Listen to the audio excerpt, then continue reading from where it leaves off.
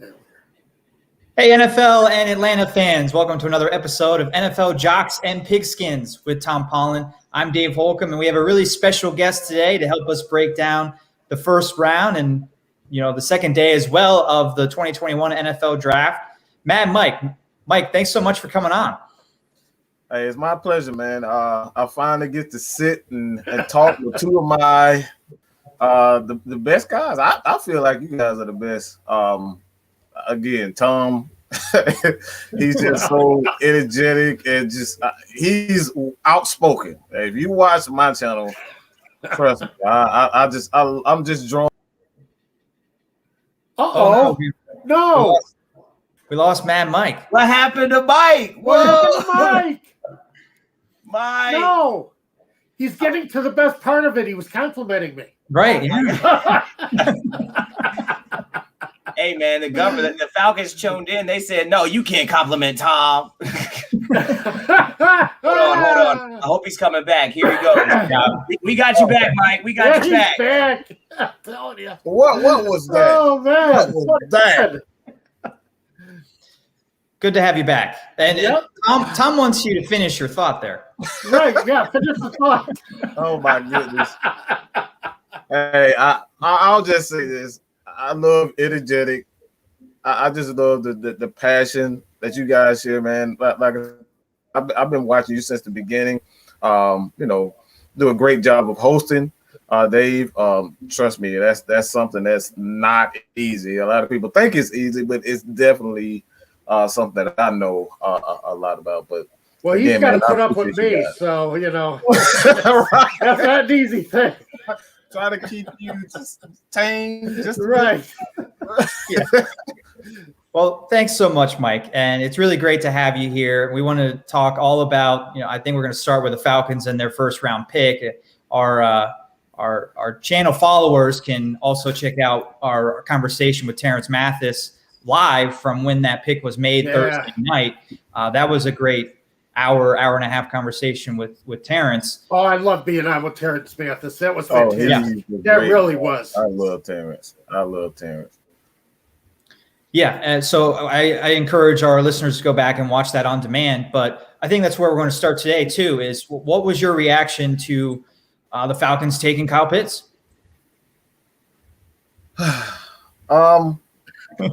Deep sigh.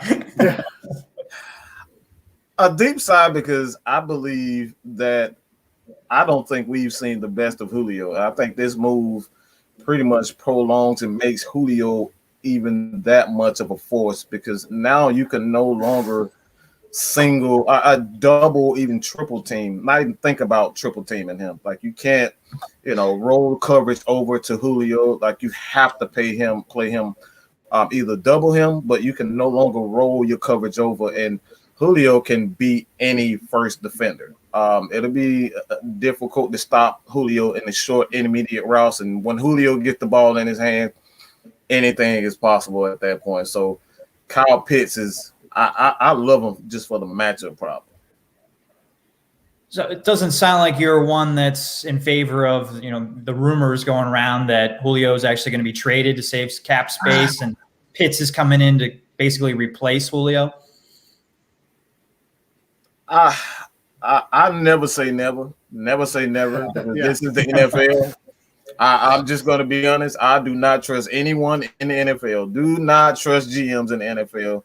So I never say never, but Julio, as far as the contract, if you know anything about, what I say and, my message on Matt Mike's Atlanta Falcons Nation, we always say follow the money. And the money at this point in time, yeah, maybe if you want to, next year have about a $15 million cap hit, then by all means go for it. But I'm not sure if you want to take a cap hit so early in, his time as GM and head coach. Yeah. Well, he's out to try and prove something this year. And they came out and said, we're not going to be this low again. We're not finishing, with that record again. We're definitely on the upswing. So, trading Julio is just going completely opposite of what you said when you took the job. So, but it's interesting to hear Fontenot say that he's not going to turn down any phone calls either. Right. Yeah, that kind of you don't like to hear that out of your general manager. You star player, you don't like to hear that kind of stuff. But I find it hard to believe that they could trade Julio Jones, especially now. What you just said, man, Mike. They're set up, perfectly to that passing game is really going to be dangerous this year. Right. It's going to open up so much in the running game. I think that's the biggest difference that I see. I think you're underestimating the ability to what double team and matchup issues, because you can't match up with the guy who runs 4.4 and 6'6". You have to roll a safety toward him. Like, you can't leave him one-on-one. Like, on that aspect, you can, that creates more room, particularly between, the guards, between the tackles, the guard center. So I think Mike Davis is going to have a huge year. Quadri Olison, the running back, I think they're going to have a huge year in the running game. I think we're going to see a lot of big runs as far as the running backs due to the matchup problems. Well, we saw Mike Davis was a very strong runner. We saw how strong of a runner he was last year with Carolina. Absolutely. So he's going to get that chance here in Atlanta. Oh, absolutely. Made an appearance already. Right. Zozo's here. I do want to talk about maybe adding a running back today in the draft. I think that was something we discussed a few weeks ago. But staying at number 1 or first round pick with Kyle Pitts, was there any other reasons why you liked it? And I know you kind of had that deep sigh. Was there a part of you that wanted the Falcons to go quarterback there? I'm a realist. Matt Ryan is 36. We could have gone quarterback here. I knew this was going to happen. I just don't. Oh man, you guys put me on the spot. Well, I can share you my thoughts first if you want. Right. So, go, all right, make, do that. I've been thinking this morning, and I've got this nuanced take that I don't think Tom's going to care for very much. Oh, okay. We'll see. I'm gonna try and explain this. I think what the pick signifies, we were talking about this Thursday night, that it signifies the Falcons still think their window is open to try and win now, right? Yes. And I think that I like that as a Falcons follower, that they believe that they can win now with Matt Ryan, and they made a pick to try and help Matt Ryan win late in his career. But because the Falcons were picking 4th and not 2nd or 3rd, I think it also says something about what the Falcons thought about Justin Fields. Right. Because the Falcons didn't just not take a quarterback when they had their choice of quarterbacks. They really only had their choice of the fourth best, or 5th best quarterback in the draft. And the Falcons said I think what their pick says is they don't believe in Justin Fields.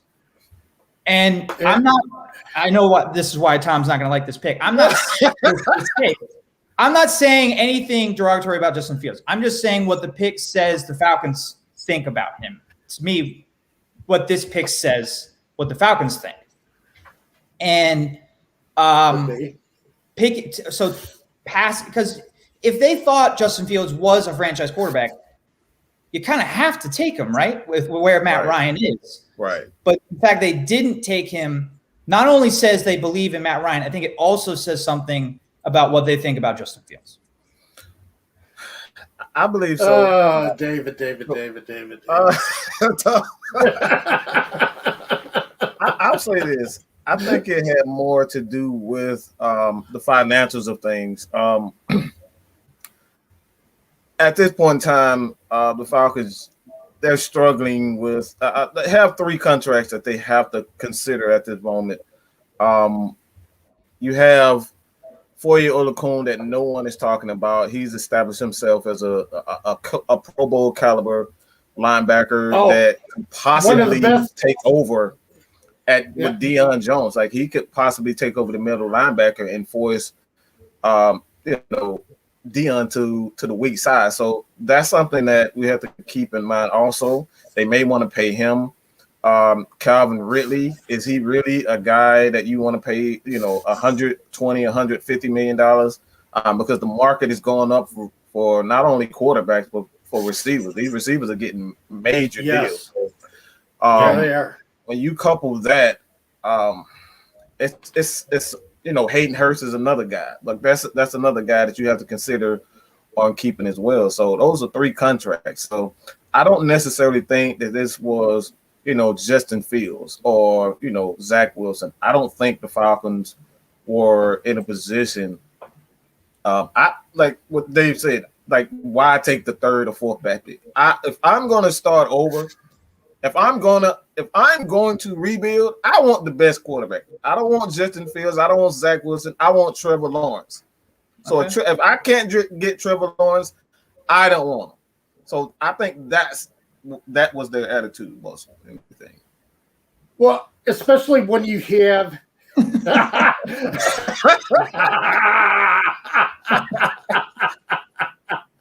I love it. Now what was I going to say? You just lost my train of thought. You still get a couple of years out of Matt Ryan. So I think that makes a big difference too. You're not at the end of the road with Matt Ryan. Right. And that helps. Of course, the Bears needed the best quarterback in the draft, and they traded up and got the top quarterback in the draft from Justin Fields. Right. Right. Okay. You threw that. You had to throw that one in. Yeah. Okay. The Bears trading up. I'm not saying that it wasn't a good move, but it's that they're in a situation where that GM has to solve the quarterback situation, or he's going to get fired. Yeah, choice. Matt Nagy too. Yes, no choice there. It was quarterback or nothing, so they had to find a way to get that quarterback. Right. And I don't want to continue to put down Justin Fields. He might become a great quarterback. And again, I'm not saying he's not going to become a great quarterback. Okay. But it also is interesting to me that there were other teams that needed quarterbacks in the top 10. They didn't take Justin Fields. Mm-hmm.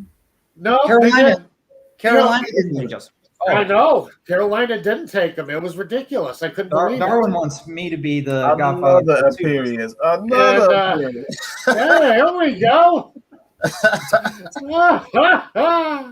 Zozo, you got competition. I'm left out. No, I feel left out. Yeah. Zozo's got competition now. Yeah, this is Darwin. Darwin. Okay. He agrees with my take. So he agrees with your take? Yeah, he's saying the Cats from a few 100 miles north of here in Carolina didn't take Justin Fields, and the Broncos didn't take Justin Fields. Yeah, well, the Broncos, for some reason, John Elway is one of the greatest quarterbacks in history. Cannot judge what a good quarterback looks like, though. Yeah, but he has no idea. I'm not going to disagree with you, but they're going to go with Drew Lock and Teddy Bridgewater. I feel bad for Vic Fangio because I love Vic Fangio, but he's got nothing to work with on offense. The poor guy is just going to get beaten again. That's all true, but the Bears haven't proven they can develop or pick a quarterback either. Yeah, but that was Mitch Trubisky. Come on. That was the biscuit man. I'm just saying, 4 or 5 years ago, you were just as excited as you are now taking Justin Fields. I was excited, but I had reservations because I had reservations about Trubisky. Okay. Especially since he didn't have a lot of experience as a college quarterback. There was going to be a lot of there was questions about his arm and to make quick decisions, and we saw that in the pros. In 4 years, he never learned how to read a defense. Right. He never knew what was coming at him from play to play. So, that made a huge difference. And I think, we saw it. And now, Trubisky's gone. He's going to back up Josh Allen in Buffalo, and we get our guy. We got our Ohio State guy. We got Buckeyes here. So look at the look. The look was everything. I'm telling you. You said Buckeyes, and he just got big eyes. I see your point, Tom. I had my reservations about Mitch Trubisky too. I didn't like that he was a 1-year starter out of college. No. And that's coming out of college, I wanted Deshaun Watson. He was my guy all the way. Yeah. And I was very disappointed when the Bears didn't take him. So, all of Chicago, we're feeling good right now here in Chicago. I mean, we're sitting up there. We're yelling at the rest of the NFL world. We're like, come and get us. We're here. Oh, God. Oh, Eric McGowell Jr. says, do you think we will cut Julio after June 1st? I highly doubt that will happen. No. They won't cut Julio. No. Look at Matt. He's like, oh. Can I make an announcement here real quick? Yeah. Falcons in the 4th round, Darren Hall, cornerback out of San Diego State. Cornerback? Wow. Wow. Wow. That's a shocker. Wow. Why is that? Yeah, why is that a shocker? I don't know anything about that. I thought they would give more weapons to the defense, but wow, quarterback. Well, the problem is there really isn't an edge rusher left. This is just a terrible draft for edge rushers. Right. And there's just nothing left for them to take. And you're right. Yeah. You're stretching if you try to get anybody as an edge rusher now. And, why not try and give, somebody opposite A.J. Terrell that you can work with. So, I don't think it's a bad pick. I don't know much about this guy, but, I don't think going defense here is a bad thing for the Falcons. Yeah, I guess that's. I guess they have the young corner. When you look at how Dean Pease, his defense is, he runs a ton of different looks, and you have to have, you have to be a cornerback that has not only physical attributes, but you have to have intelligence, smarts, IQ to be able to play in his scheme, because you have to blitz, play zone, play man. Like he's one of those guys. He switches it up from week to week, so you never know. So you have to be able to do multiple things in his defense. So yeah, I can kind of see what I did. Well, Matt, I don't want to put you on the spot if you don't want, but I would like to get your reaction from the 2 picks last night in the 2nd and 3rd round from the Falcons. The safety, Richie Grant, and then they went to offensive tackle in the 3rd round, Jalen Mayfield from Michigan. Richie Grant is a guy that I am absolutely fond of. I think he is maybe the sleeper as far as the safeties are concerned. He has long arms. It's like, I think it was a 32 5/8. So he has a long arms, and kind of put that in perspective is Kyle Pitts has 33.5-inch arms. So he has long arms. So he's going to be able to bat those balls away. He's 6 feet tall. And you have those long arms, so he can get to balls that shorter guys like KZ, Keanu O'Neal, those guys can't get to. So I think this is a sneaky pick. He has the athleticism. I think he kind of played a little bit of corner as well. So, again, with Dean P's scheme, you're going to have to be able to blitz, play different, man zone. So you're going to have to do a number of things with him. So he's a physical safety. I like him. But as far as Jeremy Mayfield is concerned, I actually did a breakdown on him, and this kid is nasty. Oh my gosh, he is nasty. I love nasty O linemen. You go back to Harvey Dahl, Bob Whitfield, Tyson Clabo. Like, he has that mentality that he wants to knock you down and you stay down. I love that attitude. So I love Jeremy Mayfield. Jalen Mayfield. Right. No, I'm with you. I love offensive line guys that just want to get after you and don't give up. Even once they get their claws into you, that's it. Yeah, you're done. You're on the ground. I love that. Yep. I'm with you on that one. It's a good trait to have for our linemen. And the Grant, I liked the pick a lot too. We've talked about on the show how lack of depth the Falcons have at safety. So they really needed to get a safety at some point, and getting one early was a great thing because he's probably going to be starting right away. Right. Yeah, I would say so. 32 and 5/8 on the arms. I just called up his scouting report here on NFL.com. So 32 and 5/8. Let me give you a little background information on Richie Grant as soon as it comes up here eventually. Okay.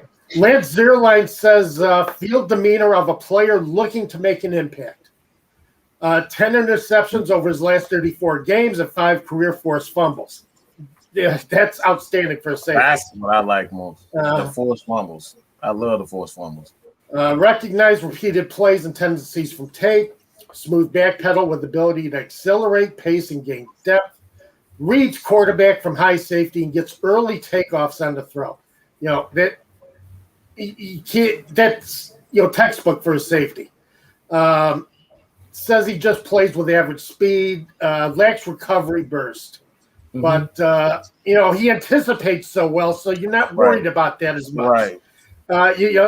Because apparently from what they say, great at studying tape, great at picking up tendencies. So I'm not as worried about recovery burst as I am. He's going to be anticipating that throw. He's going to be hiding behind the wide receiver. Right. And next thing you know, he's going to be right there for, to break up the play, make a break on the ball. So, great way to willing to collide with force against big running backs. There you go. That's it. Willing to collide with force. I love how he describes that. So really got a heck of a player in the second one with Richie Grant. That was an outstanding pickup. I love it. Yep.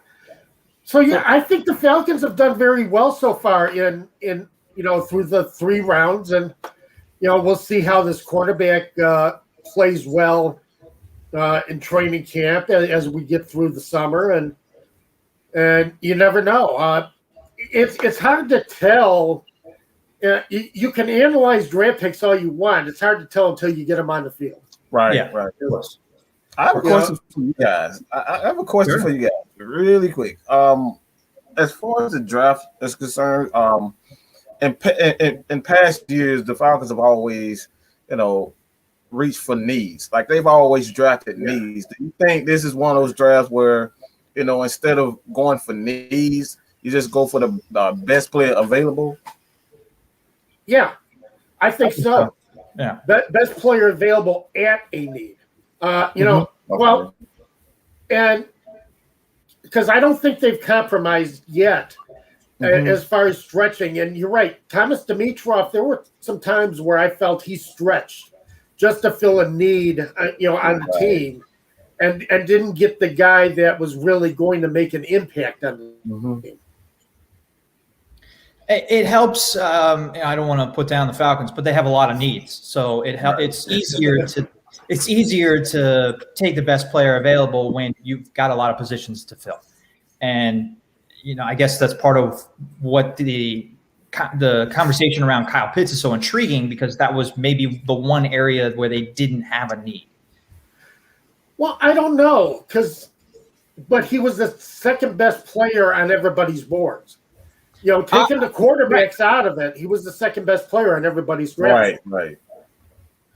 I'm not saying, he's the best player, and that's why I love the pick, but he didn't fill a need necessarily. The Falcons didn't need another pass catcher. They had bigger needs. At least we can agree they have bigger needs. They have bigger needs, but I think he really adds to the offense. He adds to what Arthur Smith is going to want to do on offense. Right. And I think that makes a big difference too. Right. And even though the Falcons have tight ends, they do have tight ends on the roster, you've just upgraded that position incredibly. Yes. Hayden Hurst wasn't a bad tight end, but he's still, this is still an upgrade from what you were getting with Hayden Hurst. Sure. He's still relatively young, to be honest. Like, he hasn't had a lot of starting experience, so it's like, he has, a potential. But when you talk about experience and being able to, teach the next guy, I don't think he's one of those guys. I think that's one of the reasons why they, went out and traded for a guy like Lee Smith. Lee Smith has been, in the league for a while, so he'll be able to, kind of mentor both of those guys. Right. Mm-hmm. So Chris has had the comments come in pretty steadily, and we want to keep hearing from our listeners, our watchers out there. What did you think of taking Kyle Pitts or any of the other selections the Falcons have made so far? Send us your comments. Follow us on Twitter at TJ Pollen, at DM Holcomb. Mad Mike, why don't you let our audience know where they can reach you? Atlanta Falcons Nation, Mad Mike Sports. It's pretty much open for everyone, not just Atlanta Falcons fans. If you are even the Saints fan, we have Saints fans on our, believe it or not, we have Saints fans that join us. So if you're a Saints fan and you want to, just come talk football, it's all about football. It's all about positive, sports for the most part. That we crack jokes every once in a while, but as far as trolling and it just being negative, that's not the platform that that we're trying to build. And we want a positive again, we just want a positive platform. That's pretty much it. Great. That's great. Yeah, I fully agree with that. I love that. So I think for the second half hour, I mean, if we get comments coming in, weighing in on what the Falcons have done, we'll return to the Atlanta picks. But for the second half hour, why don't we can go whatever direction you want, Mad Mike, but you want to start with maybe what other teams in the NFC South did in the first 2 days. And I think maybe the big conversation there is the Buccaneers taking Kyle Trask. Call me crazy, but that just seemed like that was really sneaky. That, like, do you really think Kyle Trask is a second round pick? Like, that seemed like some government informant type of move. Like, I don't trust that. Like, they were really trying to get some info on Kyle Pitts, his what is his weaknesses. Like, I didn't trust that. Oh, so you think I don't trust it. That's interesting. I love that. You think the Buccaneers are adding Trask to help defend Kyle Pitts? Tom Brady is not trying to retire anytime. That dude is going to play until he's 100 years old. If he can, he will play until he's 100. So I don't believe that they're looking for a quarterback. So I don't believe that whatsoever. Interesting. I never thought that is interesting. That's the first time I've heard that take. Yeah, so that's great. Well, you got to look at it. At some point, Brady is going to come to an end. You can't keep doing this. I've always said after 40, until Brady and Brees came along, the only two quarterbacks after 40 to finish 500 or above were Brett Favre and Warren Moon. Right. Yeah, so when you get to that age, you just don't know when it's going to start coming apart. Yeah. Right. And Now he's 43. You got to be ready for it. Yeah, he's 43. The reflexes, and for an NFL quarterback, split seconds are everything. And the reflexes you start losing at that age. And you might see the receiver, when you're 30, you see the receiver, it's see throw. When you're 40, it's see, blank throw. It's like that extra split second in there, and that makes all the difference in the world in the NFL when you're talking about elite athletes. So that's why I keep thinking, how much longer can Brady last at this age? I know he takes supreme care of himself, but physically, the reflexes are going to slip just that touch. Yeah. And all of a sudden, threading a ball to a receiver is going to become an interception. So it's going to be interesting to see how long this lasts for him. I think Kyle Trask was probably, with Bruce Arians, I don't know if I doubt any quarterback. Bruce Arians is, the quarterback whisperer. He knows everything about offense. So, Kyle Trask, I don't think was a bad pick for them. It wasn't. Yeah, I don't think it's a bad pick. Because at some point, you do have to replace Brady. Yeah, and it's hard to answer when that's going to happen because you thought, based on historical averages, it should have already happened. And that's why he's way ahead of the curve. So you have no idea when Brady is going to end. But it's interesting that they choose now to come up with a plan for after Brady. I guess they were in a position where they could do that because they didn't have a lot of needs. So they most of their team is back. Right. They're not replacing a lot of guys. Right. So they have that luxury. They can do, they can do what a winning team has the luxury to do. Right. It's kind of take a little bit more of a chance on a player. Than you normally have to. In the second round and late in the second round, almost a third round pick, basically. Right. So, what I thought was interesting was everyone really if we're just talking about quarterbacks here for a second, everybody seemed to love Mac Jones to the Patriots falling to 15. Everyone said, Bill Belichick, stumped the league again, didn't have to trade up, still got his guy. And now 24 hours later, 36 hours later, the take now seems to be, well, the Buccaneers got a very similar quarterback in Kyle Trask, and they got him at 64 instead of 15. It's hard to say with quarterback. I really don't know. I thought Kyle Trask actually had some positives coming out. So Mac Jones seemed to be more of the question mark.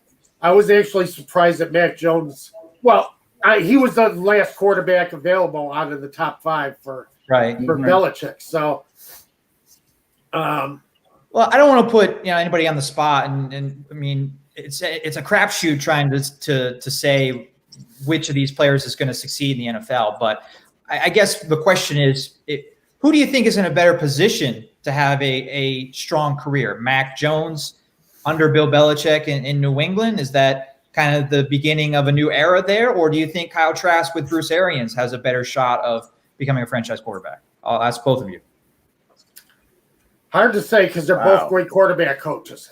If you were going to ask me to bring in a coach to develop a young quarterback, Shanahan or Arians, I don't think you can go wrong with either of them. That's the problem. You got two very good offensive lines that you're putting these quarterbacks under that you could put these quarterbacks under that would do a great job. Matt, Mike, do you see any difference between the two? Do you like either one more? I think one of the most underrated aspects of developing a quarterback is putting the right pieces around him, and I don't think there's any better coach in the NFL that is as good as or better than Bill Belichick, than putting pieces around a quarterback to make, for him to succeed. So I like Bruce Arians. He's had, you look at him, he had the likes of Peyton Manning. He was the quarterback coach for Peyton Manning. So he has Carson Palmer, he has a number of quarterbacks that he's developed well. So I don't want to say that but Bill Belichick, when you talk about running game, having he develops an offensive mind that's specific to the quarterback. So it's that's what Bill Belichick does best. He builds his offense, he builds his defense around their best player. And Tom Brady, that spread offense where he spreads all the receivers out. He gets shifty receivers that can get open quickly. That's best for Brady. So it's I think Bill Belichick I like Mac Jones with the Patriots for those reasons and those reasons alone. I don't have the draft on my TV here in my studio, but I do. Falcons up again. Yeah, and the pick is in, and they should be announcing it very quickly here. Okay. The Falcons do have pick 114, and the talking heads are still talking, so it's going to be a little bit before we get that. Kenny Gainwell or Jamie Newman? That's who Daniel N. would like to see. There's Arthur Blank is on television. Really? Yeah, he's getting interviewed on NFL Network right now. Oh, wow. Okay, interesting. I think he's going to read the Falcon selection. Oh, Asia Green says, please don't say anything. Asia, you're watching. Asia? Oh, no. Oh, Asia doesn't want us to tell her. I'm guessing, is she watching the draft on delay? So we're gonna ruin. Right. That could be that, as she could be watching that draft on delay. Yeah. Right. Can I say it now, Asia? No. No, I think she just. Yeah, I think she. Yeah. Okay, I think she just saw it. I think she saw the pick. All right, tell us who the pick was. Goodness. Center Drew Dahlman out of Stanford. Center. Okay. All right. So. Wow. Yeah, got a center, which is a need on the team. I don't know if you needed to. You signed Andrews. I suppose at some point you had to draft one, considering that Alex Mack is gone. But it's an interesting pick. Again,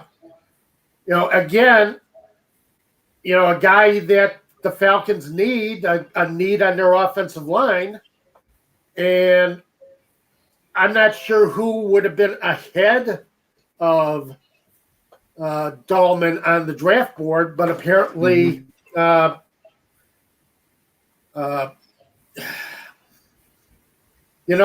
I tell you, you're going to run into these days. Well, I pulled up. Hey, center, though, man, we have enough linemen. I get what you're saying. I don't agree with that. Okay, well, Matt, I don't think you ever have enough linemen. Matt, Mike, you share your take there first. Why do the Falcons not have enough linemen? Why do you disagree with that? I'm tired of seeing Matt Ryan on the ground. I'm tired of seeing him on the ground. I don't want to ever see him on the ground as much as he's been in his career. All right, behind maybe Russell and Watson, he's the third most hit quarterback. I'm so tired of if you have to invest the next 3 pick in offensive lineman, I'm totally fine with that. I am tired of seeing my quarterback on the ground. All right.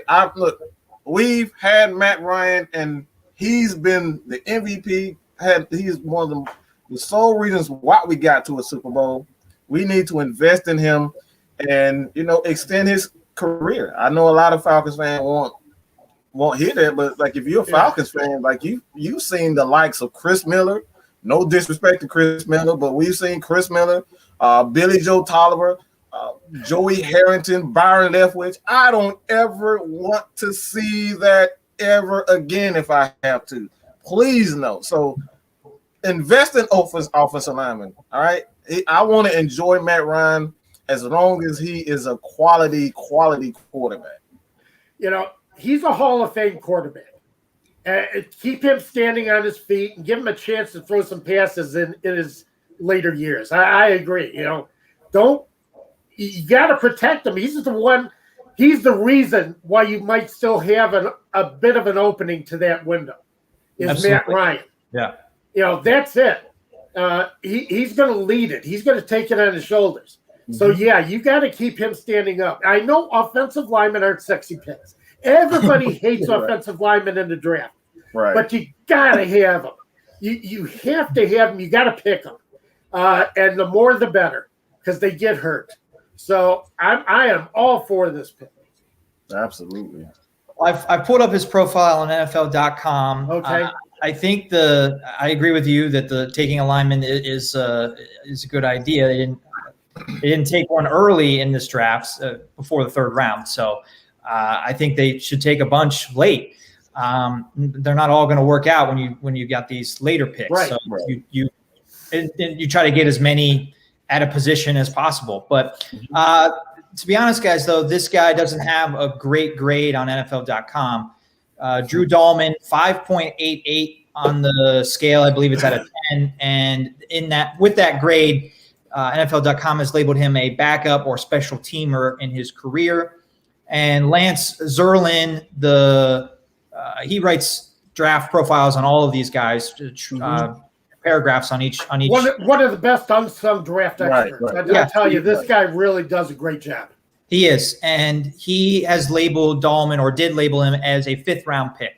So it looks like the Falcons went a little bit early, taking him with the 9th selection in the 4th round.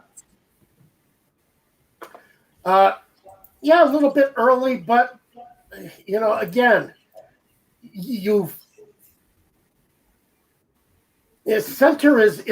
offensive lineman is such a difficult position to grade, especially once you get into the pros, because the game is quicker and you want to see who can adjust that quicker speed.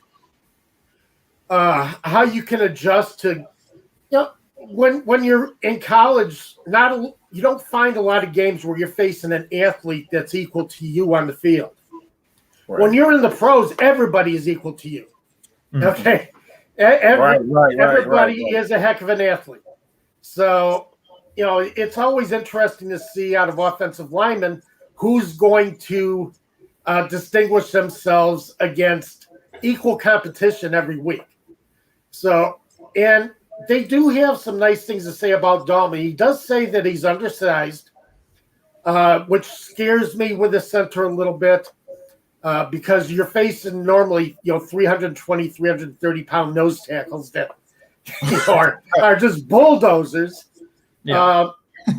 But it says hard to get his hands off you once he's in. Bends and lifts to work under opponents' pads. Natural bender with good adjustments as pull blockers. So, a lot of positives to him.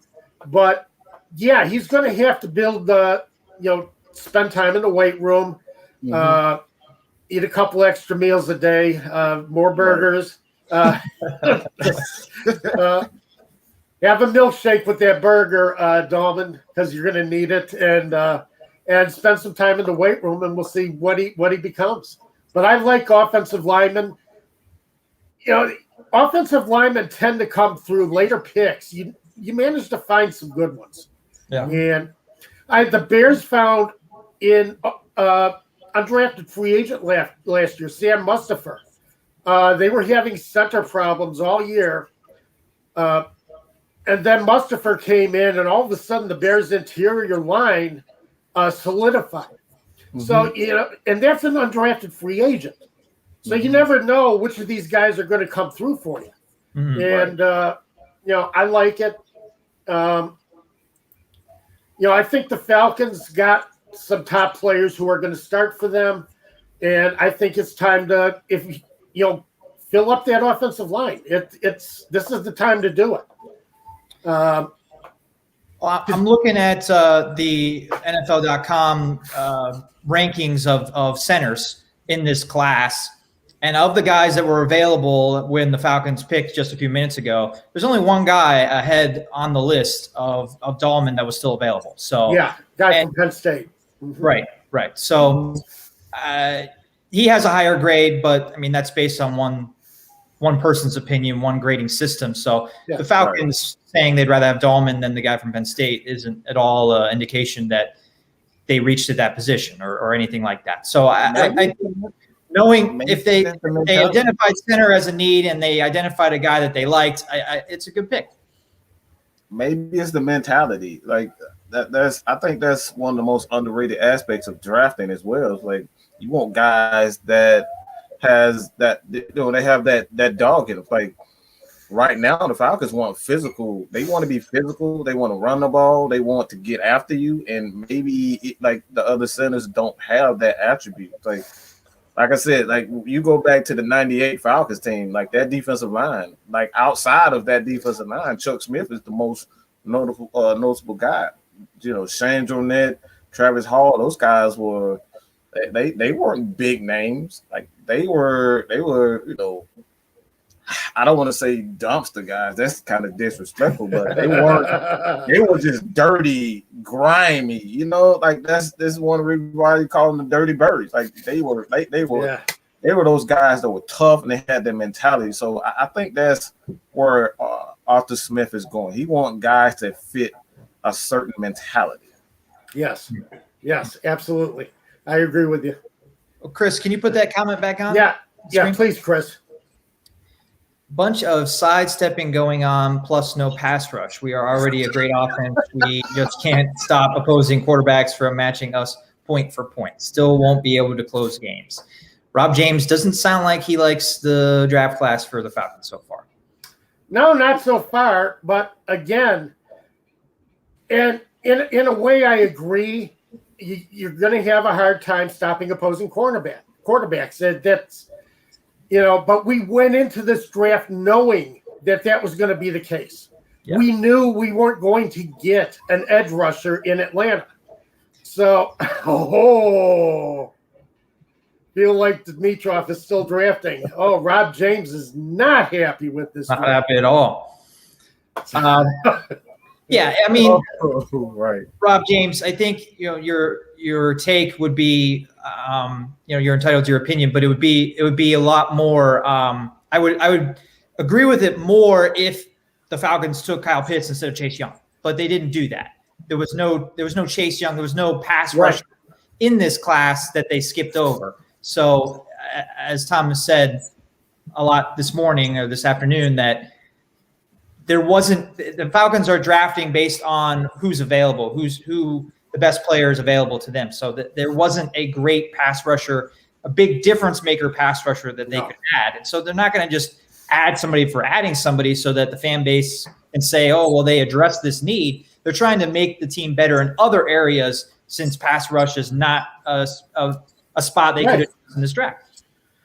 That's the thing. And I pointed this out, I think last week before. The Falcons were, if not 31st or 30th in creating negative pass plays, interceptions, and sacks compared to dropbacks. Yeah. And they've tried to address that in getting the cornerback, the safety, and trying to beef up the secondary because they understand that the line is not going to get a lot of improvement out of this draft. They just weren't there. And that's the thing. That's why you're seeing the secondary, them drafting more in the secondary than they are right now, than on the line. Yeah. Yeah. I mean, preferably I like adding pass rushers to make your secondary better, but because there aren't great pass rushers available in this draft, the Falcons are taking the opposite approach. If you can cover better, then you're going to have more time to allow your pass rush to get to the quarterback. Yeah. Mm-hmm. Yeah. Coverage sacks. But, going into today, Chris Rumpf, who just got taken in the 4th round by the Chargers, he was the top edge rusher on the NFL.com's board. Oh, wow. going farther down, you got a guy, Charles Snowden, Jordan Smith, but a lot of negatives as you go into those positions. There's a lot of weakness to their game too.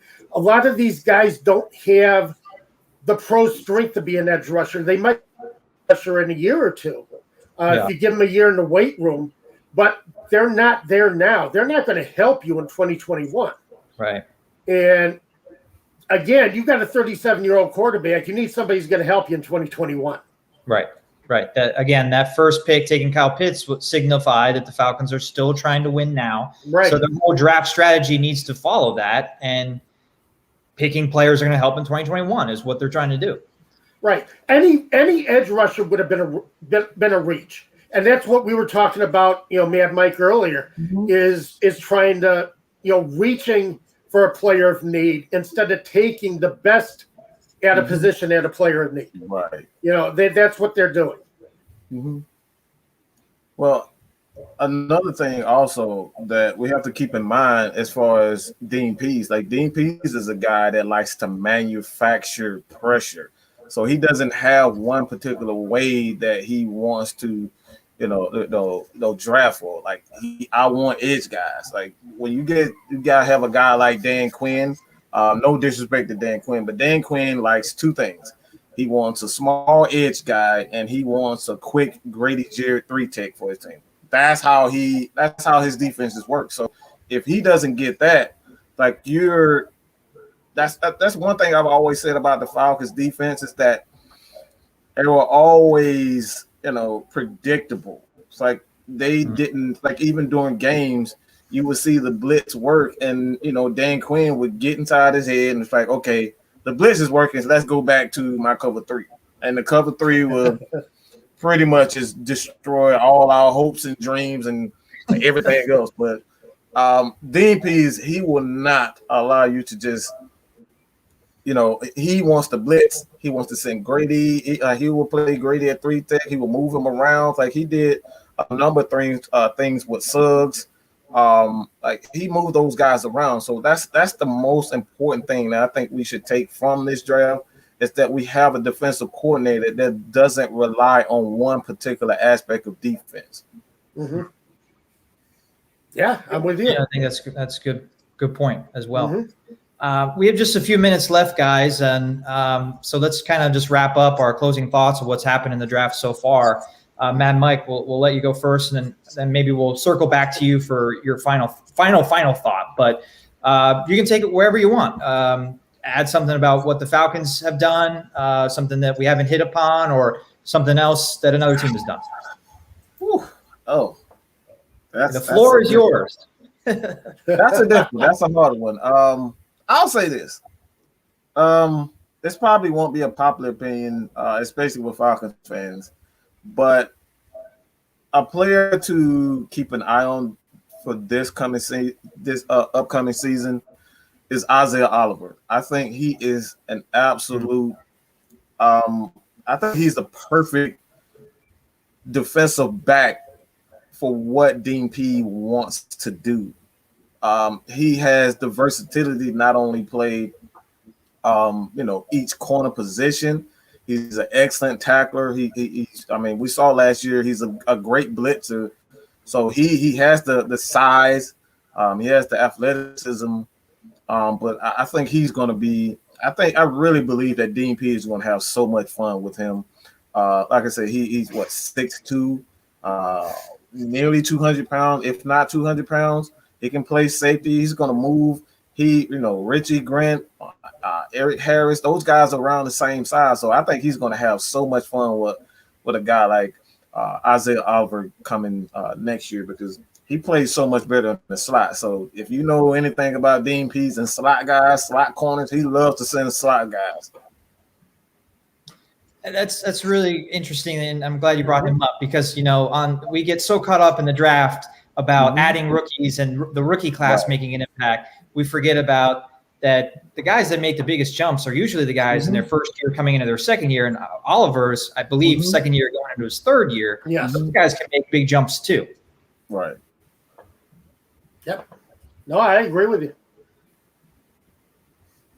So Tom, you're up. I'm up. Yeah. Final thoughts. Well, I tell you, it's nice to have the quarterback in Chicago. So, I'm all for that. Oh man! But Oh man! But again, I like what the Falcons have done. Other than the fact they didn't get their next franchise quarterback, but and left him for the Bears, and I thank you for that. I will be forever grateful for that, for leaving Justin Fields on the board. But again, I like what the Falcons have done within what has been available for them. And they've had the picks. They've had enough picks that they're putting some depth on the team now, which is what the 4th through 7th round is for. I think they've done a very good job of getting players, again, without reaching. Because when we were writing for Falcon Maven, Dave, we both thought Christian, McGarry at left tackle was a huge reach. Yeah. And for right tackle. But, we got a new draft philosophy. To draft him too. Yeah. So you got a better draft philosophy, I think, out of Terry Fontenot. And I like what we're seeing so far. I want to see what Arthur Smith does with these guys. I like Arthur Smith as an offensive coach. I think he did a heck of a job with Tennessee. He's a guy who knows how to use 2 tight ends. So don't be surprised if you see Hurst and Pitts on the field and creating matchup, just migraine headaches for defensive coordinators. Because, that's what Bill Belichick, one of the things he pioneered was putting two tight ends on the field at the same time and really supercharge the offense with that, with Hernandez and Gronkowski. Yeah. So don't be surprised. And Smith did that a lot last year in Tennessee. So I think the Falcons got a lot of weapons. I think they definitely got better on offense with Pitts. And their secondary is better going into training camp. And it's up to the coaches now to see what they do from here. I guess I'll have to wait to see what else they do today. But the final takeaway I want to leave our listeners with, other than what you guys have already said, is I think this is the best draft class they've had since I've been covering the team, which is probably only 3 years. But this is their best class for the Falcons so far. I think it's better than last year's class, and it's better than 2018, which is a very positive sign for a general manager that's picking for the first time. Yeah. Except for a few of the comments that we received, I think he does have the fans excited. Right. I know we've gotten a few negatives, but again, some of these positions aren't sexy. I get that.